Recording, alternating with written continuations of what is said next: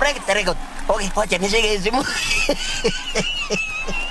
Kupata lazima nishike, bonyeza *811 962 hash. *811 962 hash. Furahia maisha bora. Boresha maisha na bima. Kuwa na mipango mbadala ya sintofahamu za maisha. Gharama za ghafla za matibabu zinaweza kutatiza udhabiti wako wa kifedha. Bima ya matibabu hukupa utulivu wa akili. Wazawidi wapendao hakikisho la maisha mazuri na bima ya gharama zao za matibabu. Pata bima ili kuhakikisha yote yatakuwa sawa.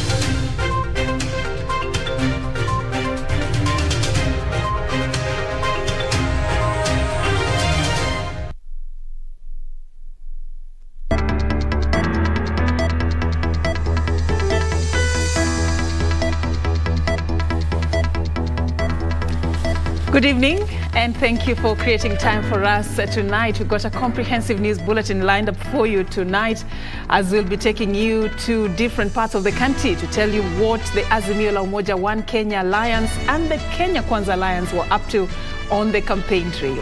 And also tonight we focus on the conversation of the running mate, particularly Martha Karua's influence in the Mount Kenya region after being appointed as Raila Odinga's running mate. Tonight we host former Mukurweini Member of Parliament Kabando Wakabando, now seeking the senatorial seat in Nyeri on a NAK Kenya ticket and a member of Azimio. Let's talk about Martha Karua's possibility of tilting the numbers in the mountain or the Mount Kenya region. But first things first, the highlights. First 100 days of Baba's government. Utasikia mnaona mabadiliko makubwa kabisa. Azimio la Umoja presidential candidate Raila Odinga begins Western Kenya tour with promises of industrial revolution. Tutaweka pesa ya serikali kununua ardhi zote za absentee landlords na zile zingine zote, na tuwapatie wananchi wa pwani wawache kuishi kama maskota katika nchi yao. Kenya Kwanza flag bearer Deputy President William Ruto pledges to set aside a special fund to settle squatters at the coast. And members of parliament oppose taxation of maize, wheat and cassava.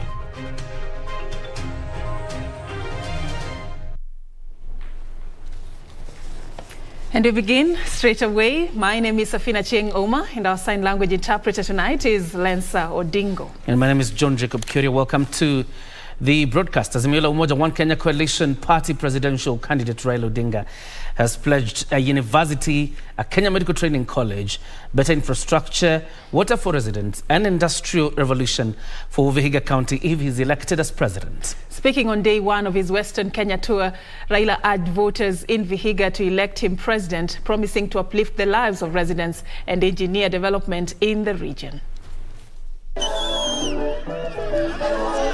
Wednesday was first of the 5 days that the Azimio Brigade, under the stewardship of the coalition's presidential flag-bearer Raila Odinga, intend to spend in Western Kenya, starting off with a town hall meeting in Majengo, Vihiga County.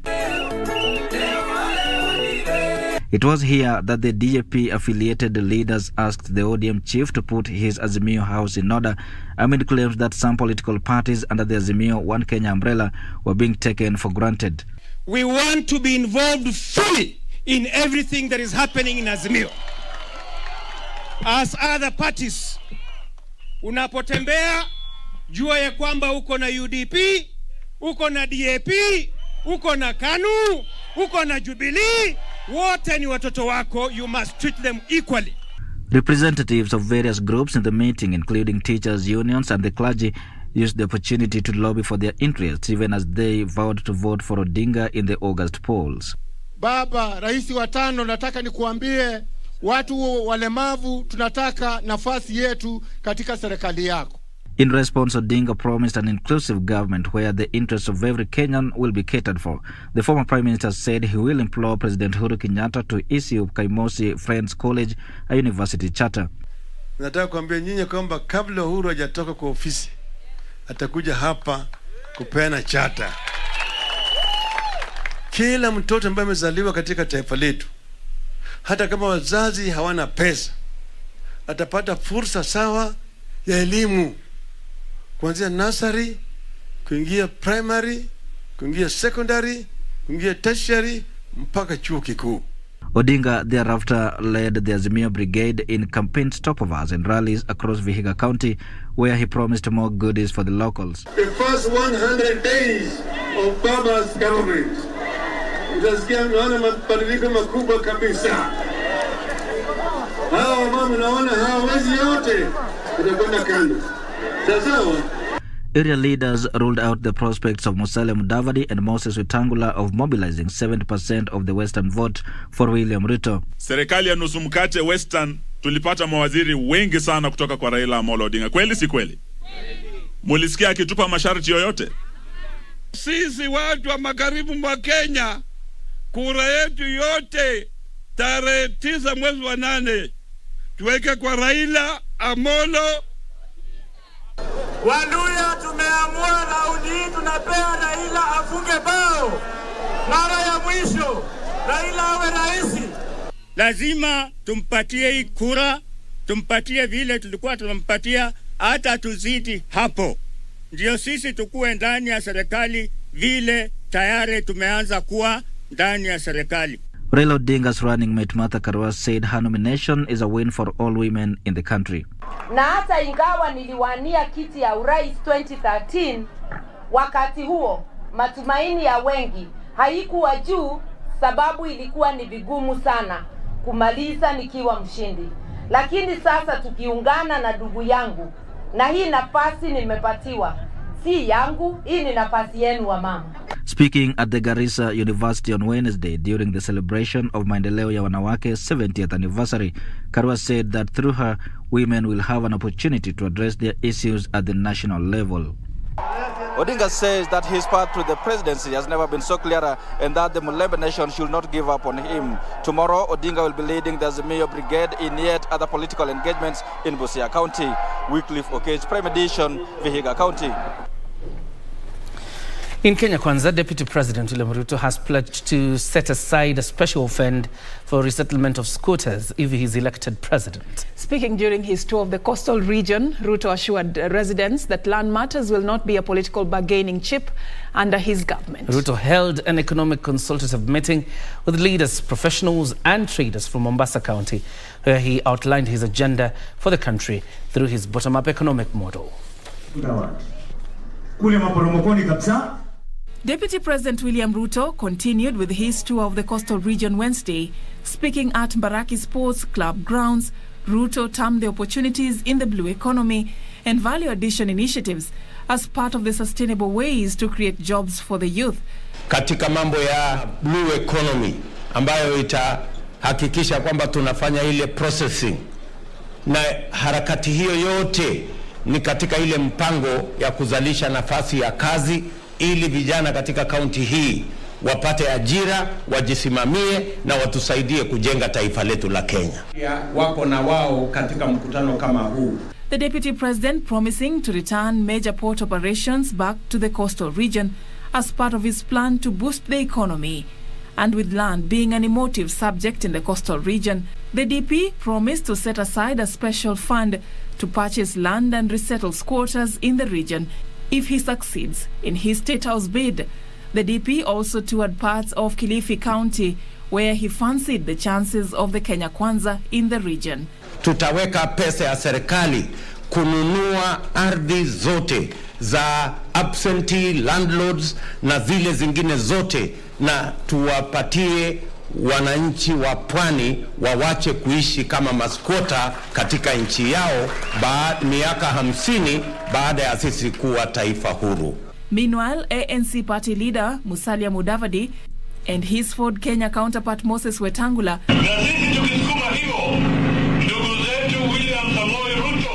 sustained the Kenya Kwanza popularization campaigns in the Western region. Tumesema kwamba tunataka tufufue viwanda. Kwa mkataba tunasema tutatenga pesa ya Nzoia, tutatenga pesa ya Mumias, tutatenga pesa kuhakikisha kwamba kuna agro processing nyingine iongezeke katika counties za Western Kenya. Kama wanasema mkataba ya Weta na Musalia na Chief Hassan ni mbaya, wacha watuletee yao tuone. And Madhira Member of Parliament Rigathi Gachagua, who is the UDA presidential running mate, led similar campaigns in Uasin Gishu County. Gachagua denied claims that a Kenya Kwanza government would close up big corporations. Wawachana na mimi nifanya kazi ya kupanga uchumi. Sababu nikienda mahali niseme tutapanga namna hii, wanachukua matamushi kidogo wanapindua.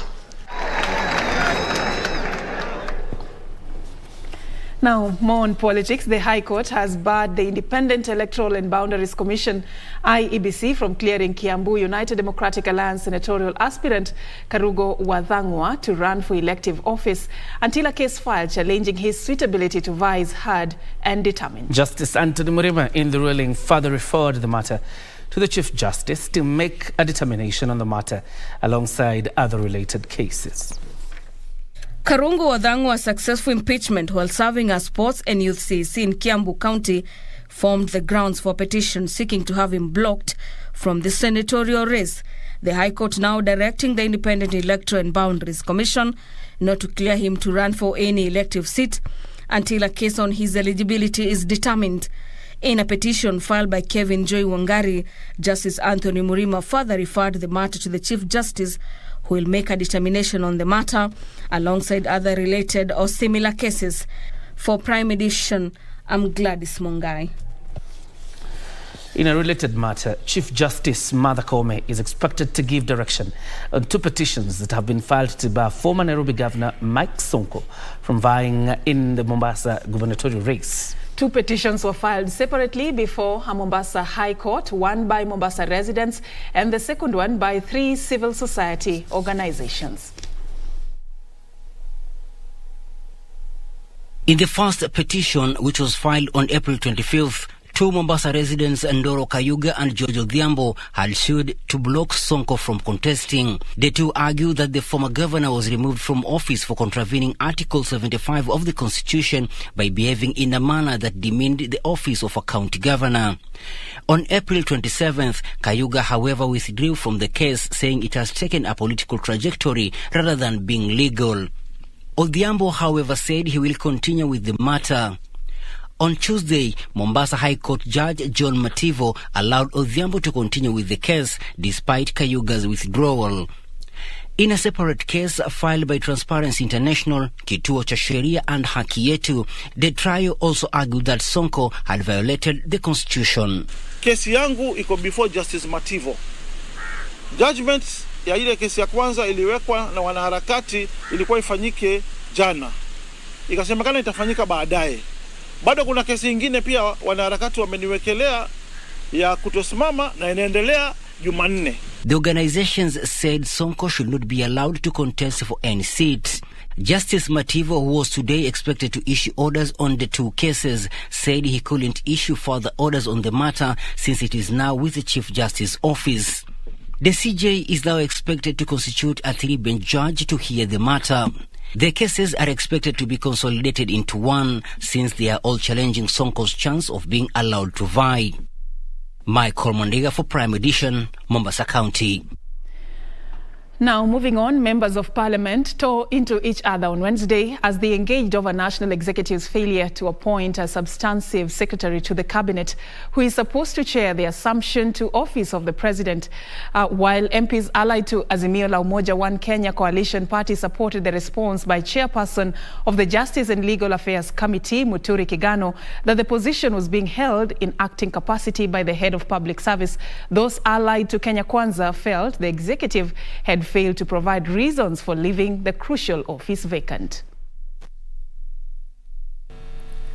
Responding to question by Garissa Township MP Aden Duale on the status of recruitment of the secretary to the cabinet, Justice and Legal Affairs Committee chairperson Muturi Kigano allayed fears that there might be a constitutional crisis, saying the head of public service, Joseph Kenywa, was holding the office in an acting capacity.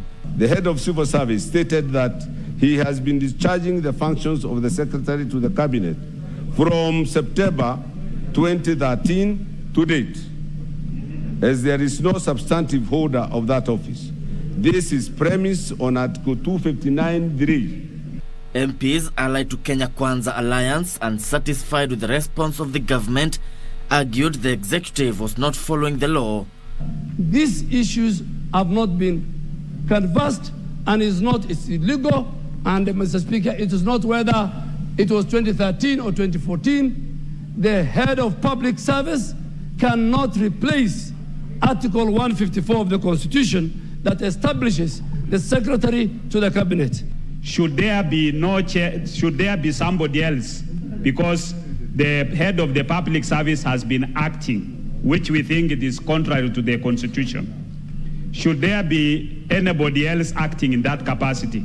Can this be a basis for a petition for a presidential election? The MPs insist that nobody has been authorized to hold the office as per the Constitution. If the DPP resign today, can the president appoint even the Speaker of this House to act as DPP and discharge the duties of a DPP? So, Mr. Speaker, I think that one you have to give us proper clarification, and the chairman for JLAG should give us clear answers. Who is supposed to be sitting in that office? For you to act as a DPP, you must comply with the act that appoints the DPP. If you want to be a member of parliament, you must go under the Elections Act, right? So there is a law that prohibits in person. The secretary to the cabinet chairs the assumption of office of the President Committee that is responsible for transition. Visho Kawashira, Prime Edition. Time for us to take our first breather. Indeed, it is time for us to take a break, but remember, we still have a lot lined up for you coming up. Matters business and the latest in the world of sports. Don't go too far. Plus, that conversation that we'll be having at the tail end of this, Kioria. Absolutely, with Kabando, Member of Parliament or former Member of Parliament for Mukurweini, now seeking the senatorial seat in Nyeri or an Kenya ticket. Let's talk about the shift, if there's any, after the naming of Martha Karua as the running mate for Azimio, of course, to deputize Raila Odinga. That's coming up at the tail end of a bulletin. Don't go too far. We agree that it was important not to sweep matters under the carpet, that we need to understand and know what happened during the 2007 presidential elections. We have therefore agreed that it would be in the interest of everyone and the nation to establish an independent review committee that would be mandated to investigate all aspects of the 2007 presidential election and would make findings and recommendations to improve the electoral process.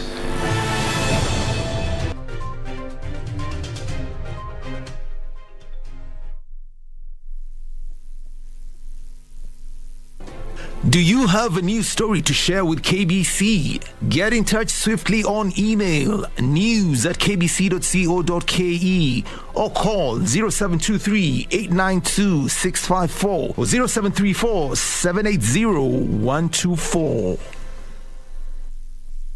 After 10 years, Murang'a County is gearing up to elect a new governor. How well do you know the candidates and what do they have to offer? KBC Channel 1 has organized a gubernatorial debate for Murang'a aspirants this Thursday, 26th May from 9:50 p.m. live from Murang'a University, exclusively on KBC Channel 1.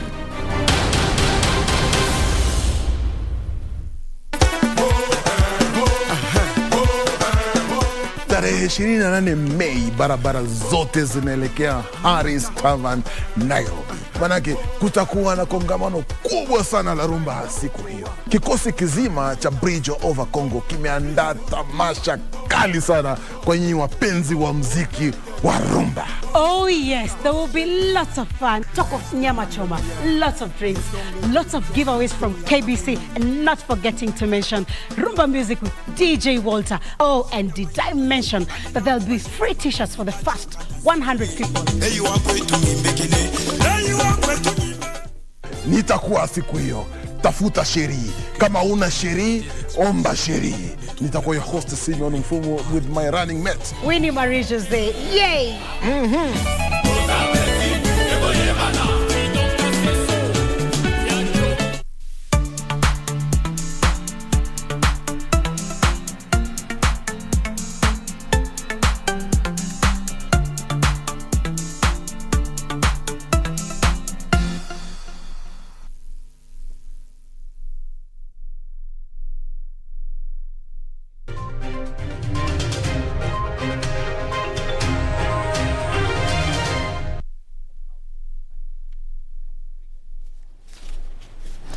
Welcome back. You're watching Prime Edition. Now, 9 out of 10 Kenyans who have medical insurance cover prefer to buy medication over the counter instead of seeking for treatment in hospital. A spot check by the Kenya Broadcasting Corporation in Nairobi indicates that most Kenyans do not seek a doctor's opinion when unwell. As Zainab Said reports, the situation is a cause for alarm, with the Pharmaceutical Society of Kenya now calling for stringent measures to check the sale of medicine over the counter, with tougher penalties for those found operating pharmacies illegally. 5 days after the government issued a warning against self-medicating with painkillers, a cross of Kenyans claim it is close to impossible to stop the use of over-the-counter medication. Kitu wa kwanza serikali ifanye, atengeneze hospitali kila region, kila mahali wakaribia kwa wananchi. Pale kupatiana, unaambiwa dawa ni hela ngapi, unalipa, anakuandikia hapo, anakuambia utakuwa unakunywa kwa siku mara ngapi. Yeah. Joseph Karanja, a boda operator in the Nairobi Central Business District, says despite having a medical insurance, long queues in hospital have left him no option but to visit chemists and pharmacies in his neighborhood whenever he is unwell. Dari huko kuna raini, wale wako through, labda mtu anaenda shughuli zingine, vitu kama hizo. Hospitali zikuwe nyingi, like after one. Same sentiments are shared by Andivo, who cites lack of medicine in health facilities as the reason for not seeking a doctor's prescription when ill. Hata madawa hospitalini kwa sababu ile dhana tuko nao sahi, hata unapoenda hospitali unajuanga tu hamna dawa, naenda kutumwa chemist. Kwa hivyo unaona kuliko nitumwe sinijitume tu. The Pharmaceutical Society of Kenya is warning against the increased use of self-medication, decrying lack of regulations to control the use of the over-the-counter medication. The Poisons Board is actually shutting down a very large number of pharmacies. Unfortunately, they shut them down and the next day somebody goes and opens them back again. And this is because the public is willing to go and buy stuff. It's easier to do that than to go to a clinic and be checked. 2 tablets on a pump every day. Who works with this patient? And each drug carries a side effect. So who helps this patient? Currently, a bill seeking to amend subsection 5 of the Pharmacy and Poisoners Act, sponsored by Nandi Hills Member of Parliament Alfred Keter, is awaiting the second reading in the National Assembly. It proposes to bar sale of medicine without a prescription signed by a registered medical practitioner, dentist or veterinary surgeon. If enacted into law, anyone found selling over-the-counter drugs without prescription will be fined 30,000 Kenyan shillings or face a jail term not exceeding 3 years or both. Even as the government continues to caution Kenyans against over-the-counter medication, many argue that high cost of medication in the country is still a challenge to them in seeking a doctor's opinion. For Prime Edition, I'm Zainab Said. Wow, thank you, Zainab, for that report. Self-medication, a worrying concern there. Now, with elections drawing nearer, each passing day, filmmakers in Kenya have taken it upon themselves to educate the electorate on the importance of peaceful and wise voting. Such is the theme explored in the film The Heist, which is our focus tonight in our weekly review segment of cinemas and theatre. Brought to you by the Kenya Film Commission. Film Kenya, Capture Africa.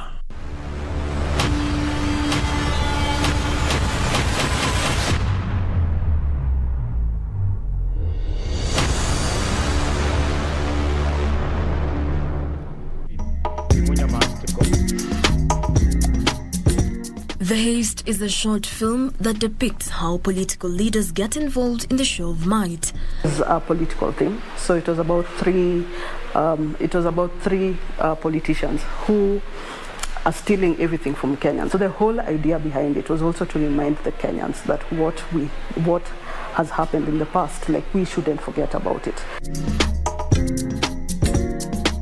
Produced by the Creative Garage, the short film seeks to educate members of the public on the need to make informed decisions at the ballot. It came from a place of frustration. So frustrated that every other day or every week we have a scandal. The whole idea was to tell Kenyans, it's fine, whoever you're voting for is fine, but you have to think a bit more about who you're going to vote for in 2022. Elizabeth Kilili, the script writer, however, noted that the production beat was not an easy task. We had Yan Saboke, we had Iwaya, we had Ibra, we had Audi. So it was really interesting that we called them up. We were like, we have this thing, please could you help us do it? And yes, they came, and they came not at their premium, They were like, yes, this is an important topic, so we are going to help you to tell the story. Production took 2 days. We had to work long hours, and we had to work against the sun just to be able to tell the exact story that we needed to tell. So we had fake guns on location. Of course, we had to have police with us just so that we are protected, and also the people who pass there when we're shooting also feel protected. According to Elizabeth, the film industry has greatly improved, adding that it is finally taking shape, and hence many people now recognize and appreciate local content. Maybe 5 years ago, we didn't have the kind of cameras or equipment that we are currently able to have. Now we are seeing many more stories being told in good quality. Obviously, when we were starting out, many of our actors were thespians. Now we have actors who dedicate their time to film, which is really good, because then you're able to get the authenticity of film and also get the authenticity of people in theatre. Jacqueline Masharia for Cinemas and Theatre.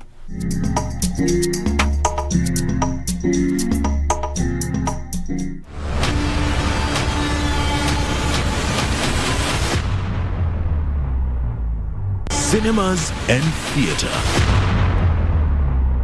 Brought to you by the Kenya Film Commission. Film Kenya, Capture Africa.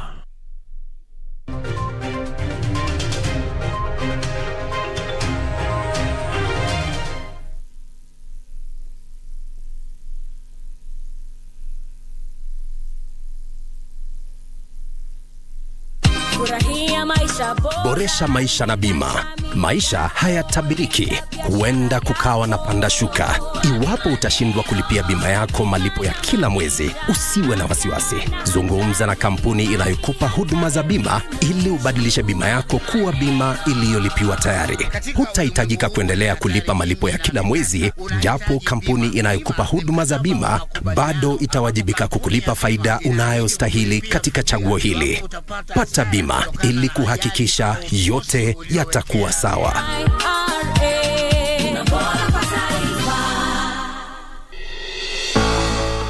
6 partner states 300 million people and a combined GDP of more than 240 billion US dollars. The East African community is becoming bigger and broader. But is this good for the regional bloc? The benefits will be felt immediately, and indeed they're already being felt by way of certain industries like the banking sector taking a first mover advantage of going and seeing how they can promote businesses between the East African community. This week on Inside Government, we're talking to the Principal Secretary in the State Department of EAC, Dr. Kevin Desai, on the importance of DRC Congo becoming a member of the East African community and what does this mean for Kenya. Watch the conversation right here on KBC Channel 1.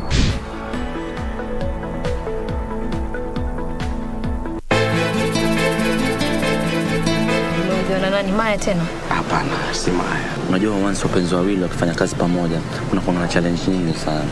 Naona hivi karibuni tutakosana. Utakuwa rafiki na mimi. Wewe mimi nakuogopa mimi. Hanipigi. Njoo nipige basi unipe raha. Wanitishia mimi?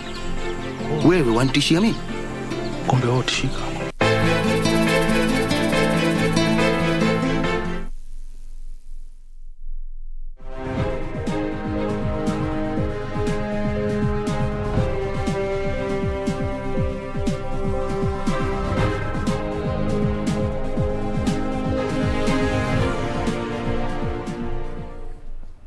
All right, time now for us to focus on the latest in the world of business.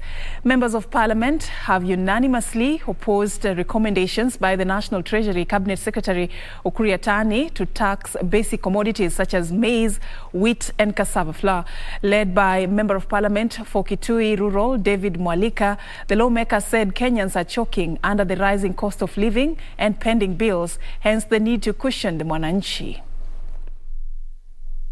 Members of Parliament debating the 2022-2023 budget were unanimous in calls to exempt basic commodities from taxation. Members of Parliament noted that Kenyans are navigating uncharted waters following the Russia-Ukraine conflict that has occasioned a sharp increase in the cost of fuel and basic commodities, hence the need to cushion the public. Especially on issues of food, because, Mr. Speaker, if people can't afford food, then the country shuts down.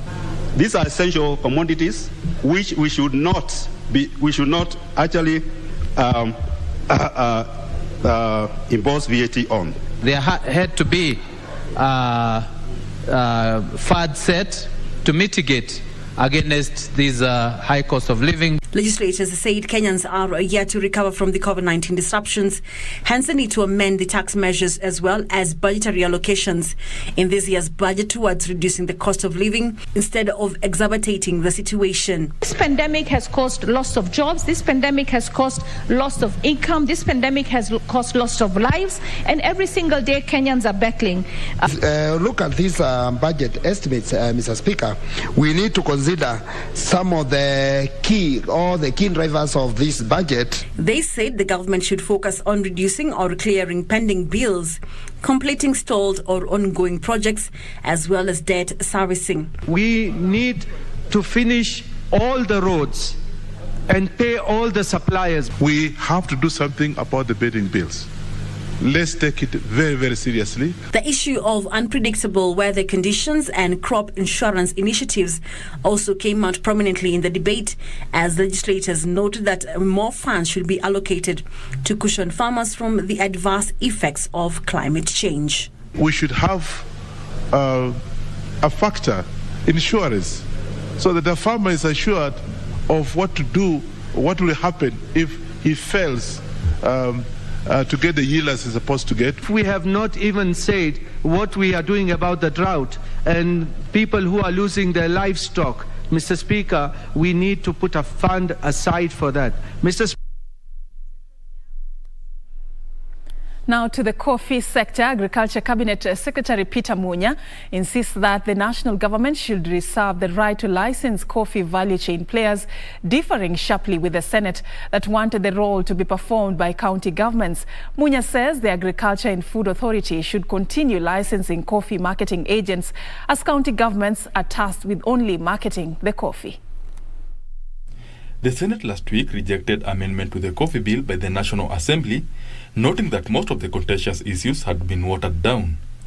The bone of contention was the licensing of the marketing agents that the senators said solely rest with the county government since agriculture is a devolved function. I want to call upon the Senate to take its rightful position of protecting devolution as envisaged in Article 96. Because the Ministry of Agriculture must be told that it is only policy that they retain at national level.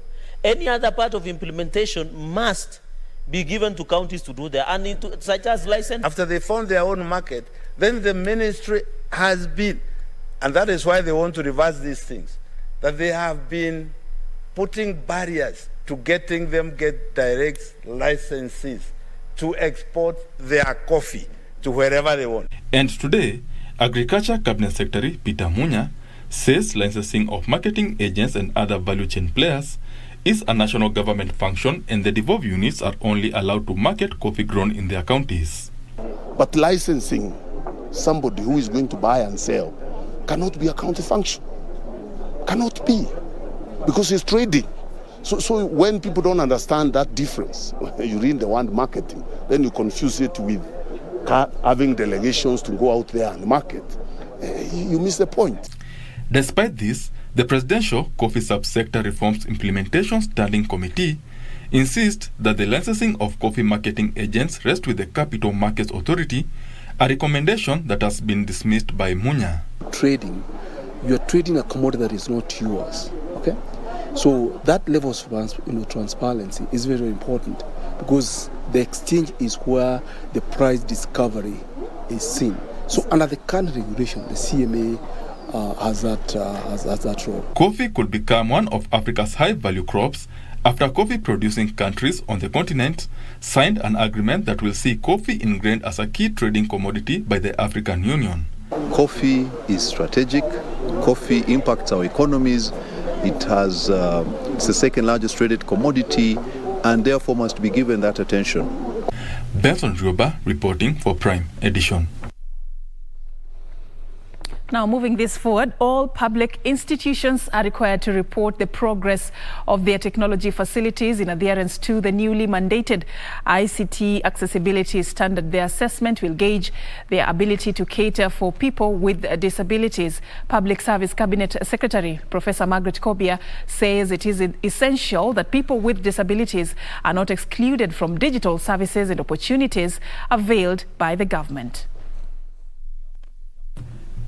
At the height of the coronavirus pandemic, institutions shifted most of their operations and services online, a feat that excluded some persons with disabilities.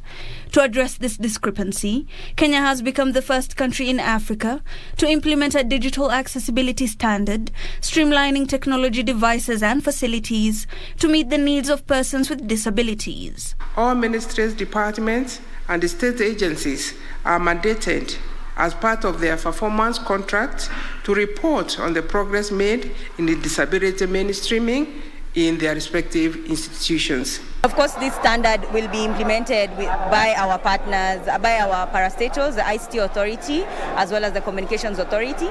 And the main aim, of course, would be to mainstream this standard. So now that we have it in place, it'll be able to be mainstreamed in all our programs, all our other policies. Officials say assistance to access public digital services is a basic right that is long overdue for people with disabilities. For persons with disabilities, it can be difficult to find a new job. They are constantly confronted with barriers that sometimes are simply insurmountable, especially in the rapidly changing digital world. They say the framework has come in at the ideal time and is necessary to enforce assistive technology adoption to ensure Kenyans take maximum advantage of the digital economy. ICT Ministry Chief Administrative Secretary Maureen Barker pledged that the government would avail software training for people with disability, providing them with the necessary tools to take part in innovation and program development. 70% of disabilities are hidden. Take advantage of this new standard and develop products and services that have develop products that have people with disabilities in mind. The very first of its kind in Africa, a new standard to ensure that people with disabilities can take advantage of public services on the digital domain. Hibak Said for Prime Edition.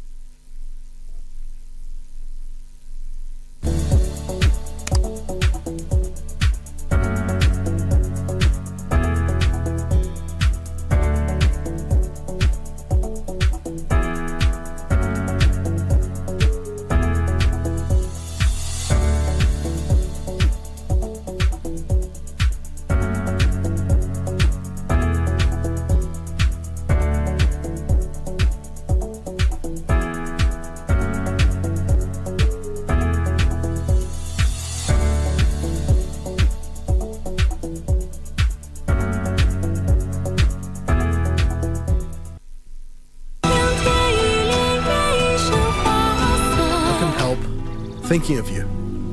And I know you're the only girl I wish to spend my life with. If you put a stop to this marriage, are you going to step up and be responsible for her happiness? I'm wondering about your own family background.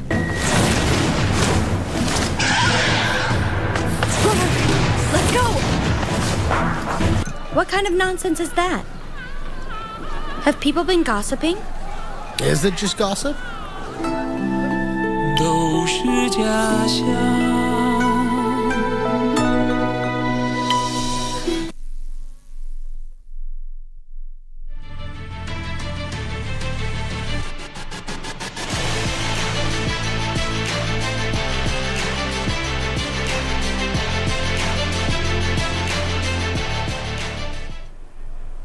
A very good evening to you. Thank you for keeping it Prime Edition. Let's now shift focus to matters sports. My name is Karen Kibet. Now, Evans Chebet was today named the best sports personality of the month of April by the Sports Journalists Association of Kenya, SJAC. Chebet achieved the feat after winning his first ever marathon in Boston.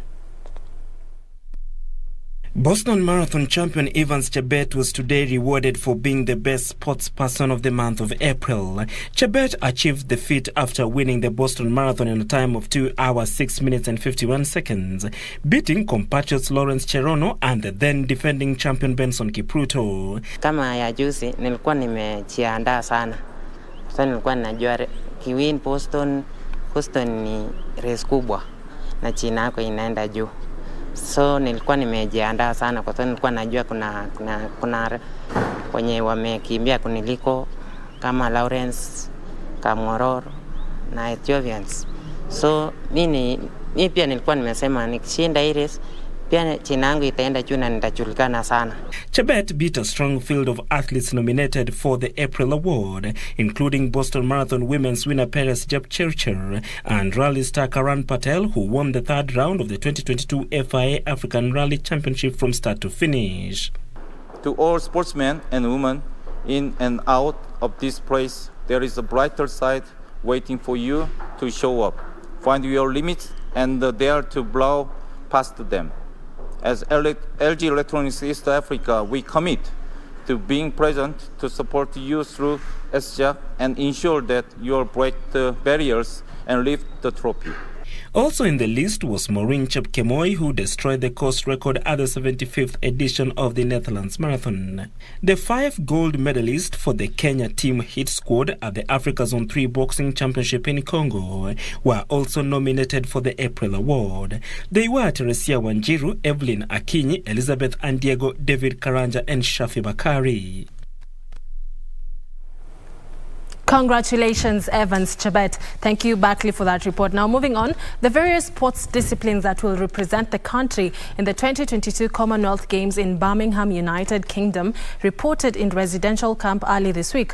123 athletes have qualified so far, with a group already camping at Kasarani and the rest in satellite camps. Some of the teams that have already qualified comprise rugby sevens, hockey women, basketball 3x3, swimming, judo, cycling, and squash, among others. Qualification timeline for the athletes will end on 15 June, with the exception of the athletes team, which is currently preparing for the Africa Senior Athletics Championships that will be held in Mauritius from June 8th to 12th, 2022. The athletics trials for the Commonwealth Games will be held on 25th and 26th of June 2022. Now, the NOC Secretary General also confirmed that some athletes to the Games will travel for exposure for future events like the Olympics 2024. I'd like to note here that parasports are fully integrated in the team. This will also be the case for the sports program during the Games, where para events will run concurrently with the able-bodied events. And once the two committees finalize and approve what the total budget will be, then we'll be able to announce. If the corporate world was on board, we could also apply, we could send more athletes for the purposes of exposure, and especially based on the age. If the younger we send, the many we send young and they're young, the more potential we create, because exposure is the key here.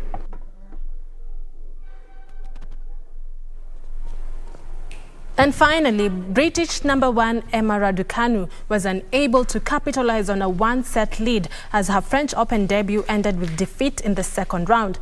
19-year-old Raducanu lost 3-6, 6-1, 6-1 to Alexandra Saznovich of Belarus. The 12th seed was unable to take any of 5 break points in a pivotal third game in the decider, Saznovich breaking in the next to enable her to win. The US Open champion has lost in the second round in her 2 Grand Slams since the win in New York last year. Raducanu's exit means there are no British women left in the singles draw, with Heather Watson and Harriet Dutt losing in the first round.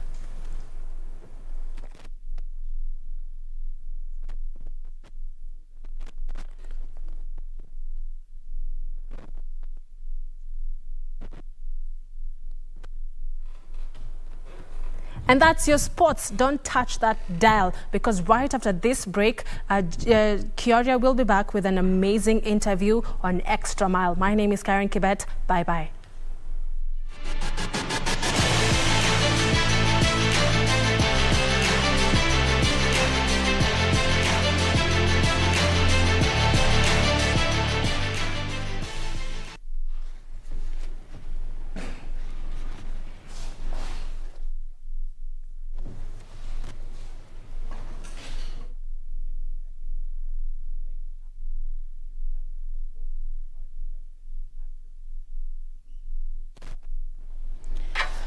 Time for us now to have our conversation tonight. Like I told you, we have the former Member of Parliament for Mukurweini and now a Nyeri senatorial aspirant to the NAK Kenya ticket, Kabando. Thank you very much, sir, for joining us tonight. Karibu sana. Thank you for inviting us. Yeah, karibu. You know, to start us off, Mheshimiwa, I saw your tweets days before Raila Odinga named Martha Karua as running mate, and you appeared to suggest that the only guaranteed victory for Raila Odinga would be through Martha Karua, and particularly in Mount Kenya region. We've seen after the naming that this candidate has gone to several counties, actually many counties in Mount Kenya region. Do you think there has been a shift now? Thank you very much for this program and to be back to the national broadcaster. It was not about a personal perspective. It was a question of a very wide instinct among very many people who are very concerned, who are objective and realistic. That if Raila Odinga or any other candidate, but of course for those who are friendly to Raila Odinga and who would wish him to succeed, to get the strength, the goodwill to move forward and rise higher. Martha Wangari Karua was the inevitable, the indispensable choice. And since that appointment, on that very blessed morning, Monday morning, May 16th, as we said, the mountain shone and the lake freshened. The oceans got more calm. It was a very, very unique day. If I were to paraphrase the late Kijana Malwa, who spoke just a few meters from this broadcaster here to Norfolk, receiving defectors in 2002. In different ones, that Monday was a day that would easily be defined as a day that is reserved for queens, kings, heroes, and legends. And indeed, in the last few days, barely 10 days now, the ground has not just shifted. The agenda for the nation, the discussion on the table, has completely changed.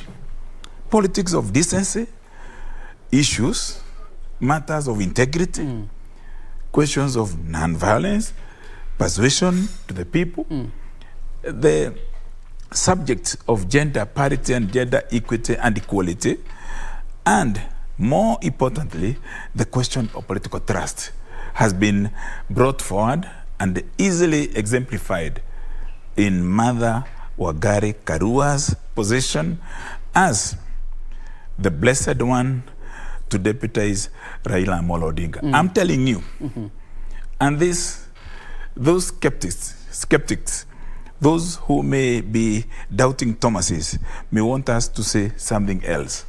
But the truth of the matter, the naked truth from the north to the coast, not just here in the mountain, because we are focusing ourselves, because Mother happens to come from the foots of Mount Kenya, in the, what you call the Kirinyaga Mountain. But across the country, young girls, teenagers, the youth, females and males, the women of this country, and even people like me and others who are older, who are fearful about the future, who are uncertain about what is likely to happen. Are we likely to have a government that will be reformist, that will give hope, that will revive the optimism, that is the hope of the year 2002 when we had the Rainbow Coalition under Moi Kibaki? Now we can sit pretty, but of course work very hard, very confident that in the ticket of Mother Karua complementing Raila Odinga, there is hope on the eastern horizon. Tell me something, the dynamics involved, and I will still take you back to the mountain, because you're a leader from the mountain also, as well as the national leader. You appeared to suggest that without Mother Karua, it would be a walkover for William Ruto. Absolutely. I would want you to tell me the dynamics involved. These ones that shifted the ground from William Ruto on May 15th to Mother Wangari Karua and Raila Odinga on May 16th. What were the dynamics? As I said, a question of trust. Among many people from the central Kenya region, there was the uncertainty whether they would be voting or not. Because looking up there, they did see somebody who was inspiring them. And the question of integrity, as I said, integrity is very, very important. The fact that over 3 decades in politics, you can even say 4 decades, Mother was in Parliament for 4 record terms, 20 years. And since she left Parliament, it's now 10 years. She's not forgotten, she has been speaking. Yet, you don't hear any mention of Mother in a large scandal, financial impropriety, in abuse of office. So, as much as we talk about except the BAT one that has never been substantiated. No, that is neither here nor there. I'm talking about matters that have been prosecuted in public domain and they're reported. There isn't any report you can get in the office of the Auditor General or in the Ethics and Anti-Corruption Commission, or a case that is pending with the DPP that touches on Mother Karua. I think that's most important point. Apart from coming from that backyard that you call Central Kenya of the Gema community, is also the national platform. And I'm telling you that why the ground has shifted. And as I said, some people may be in denial, but you can see the other camp is in panic. And they're even requesting, even sometimes demanding, that they are running against Swadiso and not Mother Karua. Because Mother has brought a new phenomenon. Yes, she has given a new definition. As I said, for you to be in politics, be a cabinet minister, as she was for about 8 years at the Moi Kibaki, in charge of water sector, where you have had cartels in the old gun days, and then to shepherd the struggle that she had initiated with others in early 90s or late 1980s to becoming the minister in charge of constitution and justice, constitutional affairs and justice, and then, coordinating the programs that brought the new constitution. That embodiment, that very symbol, that you are a person of integrity, that you cannot be compromised, that you are bold. And by the way, the fact that Mother can stand up to Daniel Moi those days, and that when things became difficult, even under Kibaki administration, she excused herself. She was never sacked. She excused herself and said, I'm countermanded, and I think this role I'm being given, there are other people who are coming to interfere, rather than earn a salary of a minister and drive a government vehicle, and I'm not working. Some other people are taking my responsibilities. Mother is a new dawn that is not limited to Mount Kenya. But I can tell you, as we say, relations or game in my community come from home. Of course, the crowd has shifted cumulatively in Mount Kenya region, in the diaspora communities that hail from Mount Kenya region. But as you have just seen in one of the news items here, she was in the Somali community in the north today, the crowd has shifted among the female voters in this country. We have children. I'm a father of a young adult, and I know many others. We had the difficulties persuading them that go and register to vote because I am contesting or I know somebody who is contesting. Today, millions are enrolling. The teenagers, the early 20s, the early 30s. Don't forget the elderly women who are saying this is a new beginning. So the long and short of it is this. The question of involvement, inclusivity of women is now at the top. The issue of that, truly, you can live in a house that you never stole, like Mother does. That you can still be driving in a vehicle that you bought through a mortgage or a loan when you are in Parliament and you are a member of a circle, even in your village, that can happen. And yet, without being celebrated as a thief or a looter or an abuser of office, you can be hoisted to national platform that will dominate the discussion and that will invite endorsement. All right. So, yes, the crowd, sir, has shifted. Okay. Very quickly, before I bring in Serfine so we can wind up. This community you talk about, particularly the Mount Kenya region, still there. A community that is known to vote en masse for a candidate. Is there a risk of ending up voting as a fragmented region? Because, for example, yourself, you're going against a candidate who's been picked from the other side, from your very own county, as running it. Yeah, you know it. That is a question that is in the footnote or in the head note. The preamble and the main theme is that the candidature of Raila Odinga and the Mother Karua, Raoka, inawezekana, Azimio la Umoja, is providing inspiration and that confidence that is superseding the local politics. And even if I was told tomorrow that I'll be given a ticket to win, as I was anyway, I had offers from UDA. Take this ticket, the senatorial seat in Nyeri is for you to take. It is not an easy path that we want to go to. We don't deserve to be people of comfort. As Martin Luther King said, moments of discomfort define leadership. And the moments of discomfort are coming to an end because the comfort that is being provided is that, as I said, the question of leadership reliability, the question of leadership ability, the leadership trust. And so, yes, we don't ignore our opponent. But you know, as mother is telling them, bring it on issues. Okay. For once, you can go to any village in Mount Kenya region and talk about Raila Amolo Odinga. The audience will be quiet. They will listen to you. And we are comparing 9 years of campaign by the deputy president to only 10 days of storming by Martha Karua with her battalions of supporters who are conscious and who are sensitive to the fact that this country deserves change. Right. And moving forward, it is a question of the issues that we need to do, water, food, the issues of security, the issues of health, under the umbrella of leadership integrity. That should not be lost. Integrity. Thank you very much. Kabando, always speaking your mind. Thank you very much for joining us tonight. Thank you very much. And obviously, I hope I can engage you on another day when we have more time, because there's so much to cover on the Mother Karua as running mate, because of the gains for women and many, many more. And of course, best wishes as you run for Senator. Thank you very much. County. Look forward to coming back here. Absolutely. Yeah, and prayers. Okay. And God beyond everything else. All right, we're tight. Serfine, we need to wind up. Time is up. Serfine?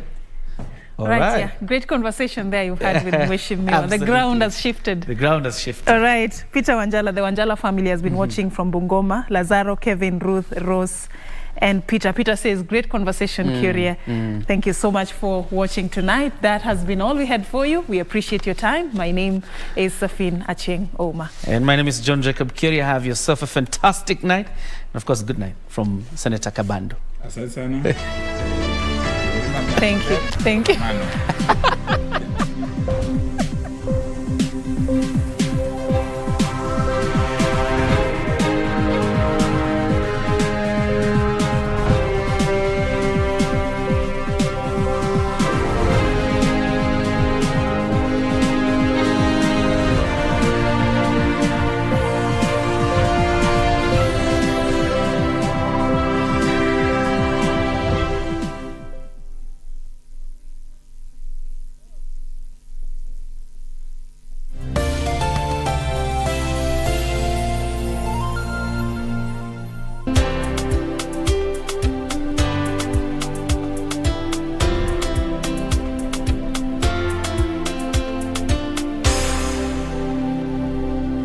After 10 years, Murang'a County is gearing up to elect a new governor. How well do you know the candidates and what do they have to offer? KBC Channel 1 has organized a gubernatorial debate for Murang'a aspirants this Thursday, 26th May from 9:50 p.m. live from Murang'a University, exclusively on KBC Channel 1.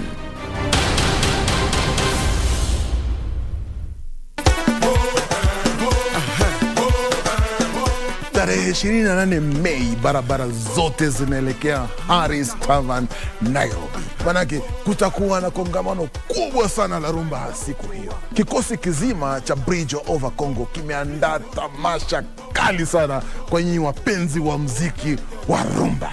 Oh yes, there will be lots of fun. Talk of nyama choma, lots of drinks, lots of giveaways from KBC, and not forgetting to mention rumba music with DJ Walter. Oh, and did I mention that there'll be free t-shirts for the first 100 people? Hey, you are going to me,